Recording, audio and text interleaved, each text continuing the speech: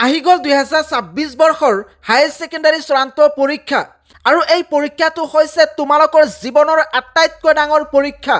ইতিমধ্যে higher secondary ছাত্ৰ ছাত্ৰীৰ এডমিট কাৰ্ড আহিছে আৰু এই এডমিট কাৰ্ডৰ লগত আহিছে 7টাকৈ নতুন ইনষ্ট্ৰাকশ্যন। প্ৰত্যেকগৰাকী ছাত্ৰ ছাত্ৰীয়ে এই 7টাকৈ নতুন ইনষ্ট্ৰাকশ্যনৰ বিষয়ে জানিব লাগিব, নহ'লে কিন্তু পৰীক্ষা হলত বিপদত পৰিব পাৰে। এক্সাম হলত যোৱাৰ 1 মিনিট আগত হ'লেও প্ৰত্যেকগৰাকী ছাত্ৰ ছাত্ৰীয়ে এই 7টাকৈ নিয়মৰ বিষয়ে জানিব লাগিব, নহ'লে কিন্তু বিপদ নিশ্চিত। ইয়াত তোমালোকক দেখুৱাব বিচাৰিছোঁ ইনষ্ট্ৰাকশ্যনছ টু কেণ্ডিডেট, অৰ্থাৎ ছাত্ৰ ছাত্ৰীলৈ ইনষ্ট্ৰাকশ্যন।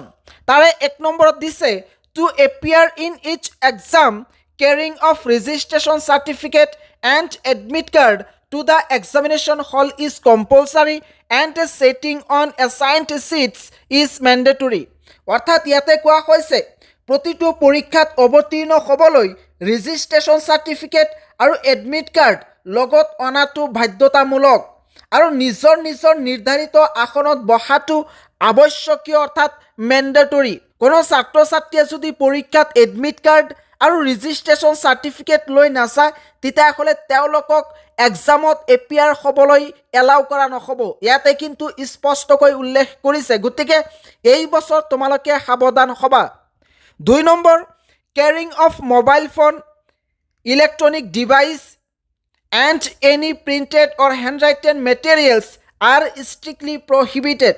অৰ্থাৎ ইয়াতে কোৱা হৈছে পৰীক্ষাগৃহলৈ মোবাইল ফোন, কোনো ধৰণৰ ইলেক্ট্ৰনিক যন্ত্ৰ নাইবা ছপা বা হাতে লিখা কাগজ অনাটো সম্পূৰ্ণৰূপে নিষিদ্ধ।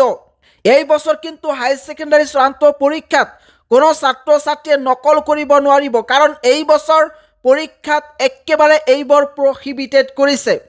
3 নম্বৰ পইণ্টত কোৱা হৈছে each candidate shall write his or her roll and number, registration number, subject, stream in the specified space on the cover page of the answer script distinctly. অৰ্থাৎ এনচাৰ শ্বিটৰ কভাৰ পেজত নিজৰ ৰোল নাম্বাৰ, ৰেজিষ্ট্ৰেশ্যন নম্বৰ, subject, stream একেবাৰে শুদ্ধকৈ আৰু স্পষ্টকৈ লিখিব লাগিব।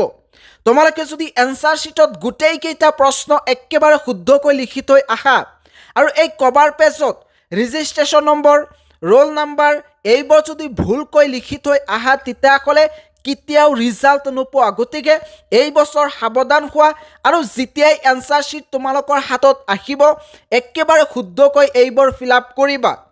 তাৰপিছত কোৱা হৈছে but not his or her name or the name of his or her school or college. অৰ্থাৎ এই কভাৰ পেজত কোনো ছাত্ৰ ছাত্ৰীয়ে নিজৰ নাম আৰু নিজৰ বিদ্যালয়ৰ নাম লিখিব নোৱাৰিব। এইটো কিন্তু একেবাৰে প্ৰহিবিটেড। কোনো ছাত্ৰ ছাত্ৰীয়ে এই কভাৰ পেজত কলেজৰ নাম নাইবা নিজৰ নাম লিখিব নোৱাৰিব। The serial number of additional sheet used must B written on the specified space of the cover page. অৰ্থাৎ এই হায়াৰ ছেকেণ্ডাৰী চূড়ান্ত পৰীক্ষাত যদি কোনো ছাত্ৰই এডিশ্যনেল পেজ লয় তেতিয়াহ'লে সেই এডিশ্যনেল পেজৰ নম্বৰটো এই কভাৰ শ্বীটত লিখিব লাগিব আৰু এইটো কিন্তু মেণ্ডেটৰী। বহুতো ছাত্ৰ ছাত্ৰীয়ে এডিশ্যনেল শ্বীট লয় কিন্তু সেই এডিশ্যনেল শ্বীটৰ নম্বৰটো এই কভাৰ পেজত এণ্টাৰ নকৰে। তোমালোকে কিন্তু এই ভুলটো নকৰিবা, নহ'লে কিন্তু বিপদত পৰিব পাৰা।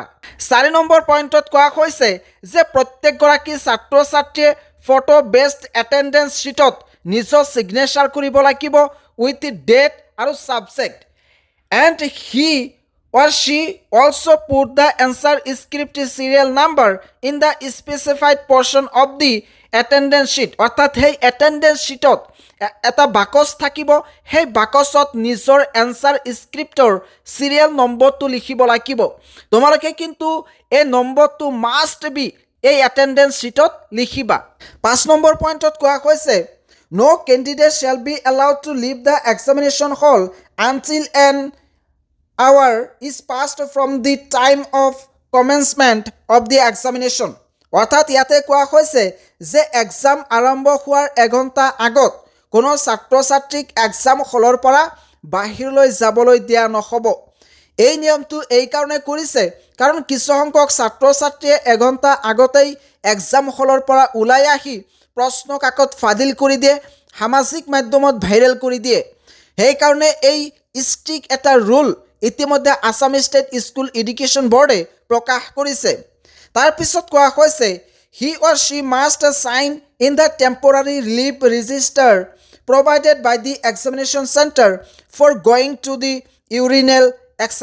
অৰ্থাৎ কোনো ছাত্ৰ ছাত্ৰীয়ে যদি ইউৰিনেশ্যন নাইবা বেলেগ কিবা কাৰণত বাহিৰলৈ যায় তেতিয়াহ'লে টেম্পৰাৰী লিভ ৰেজিষ্ট্ৰেশ্যন এটা বুক থাকিব, সেই বুকত নিজৰ ছিগনেচাৰ কৰিহে ওলাই আহিব পাৰিব। ইয়াৰ বাহিৰে কিন্তু কোনো উপায় নাই। তাৰপিছত কোৱা হৈছে no candidate will be allowed to leave the examination center before completion of allotted hours অৰ্থাৎ এই allotted যি নিৰ্ধাৰিত সময় আছে সেই সময়ৰ আগত কোনো ছাত্ৰ ছাত্ৰীক বাহিৰলৈ ওলাই যাবলৈ দিয়া নহ'ব except in case of medical emergency. Even in case of medical emergency, candidate must submit the question paper along with the answer script before leaving the examination hall. অৰ্থাৎ যদি কিবা মেডিকেল ইমাৰ্জেঞ্চিৰ কাৰণে বাহিৰলৈ যাবলগীয়া হয় তেতিয়াহ'লে সেই কেণ্ডিডেটৰ এনচাৰ শ্বীট আৰু কুৱেশ্যন পেপাৰ এক্সাম হলত ৰাখি যাব পাৰিব। এই নিয়মটো কিন্তু এই বছৰ একেবাৰে ষ্ট্ৰিক্ট কৰিছে। 6 নম্বৰ পইণ্টত কোৱা হৈছে candidates are strictly warned against any unfair means at the examination hall, room or any of the examination rules otherwise expulsion by the officer in charge from the examination or part thereof and such other penalties as ASEP Division 2 may determine. 6 number পইণ্টত কোৱা হৈছে পৰীক্ষাগৃহত কোনো ধৰণৰ অসৎ উপায় অৱলম্বন নকৰিবলৈ শিক্ষাৰ্থীসকলক কঠোৰভাৱে সতৰ্ক কৰি দিয়া হৈছে। অন্যথা পৰীক্ষা কেন্দ্ৰৰ ভাৰপ্ৰাপ্ত বিষয়া দ্বাৰা তেওঁক বহিষ্কাৰ কৰা হ'ব পাৰে নাইবা আসাম ষ্টেট স্কুল এডুকেশ্যন বোৰ্ডে নিৰ্ধাৰণ কৰা অনুসৰি এক শাস্তি প্ৰদান কৰিব পাৰে। 7 নম্বৰ পইণ্টত কোৱা হৈছে ওপৰৰ সকলো ক্ষেত্ৰতে ASEP ডিভিজন 2 কৰ্তৃপক্ষৰ সিদ্ধান্তই চূড়ান্ত সিদ্ধান্ত বুলি গণ্য কৰা হ'ব। ইয়াক হৈছে তোমালোকৰ বাবে মষ্ট ইম্পৰ্টেণ্ট ইনষ্ট্ৰাকশ্যন। প্ৰত্যেকগৰাকী ছাত্ৰ ছাত্ৰীয়ে এইকেইটা ইনষ্ট্ৰাকশ্যন এই বছৰ পৰীক্ষা হলত মানি চলিব লাগিব।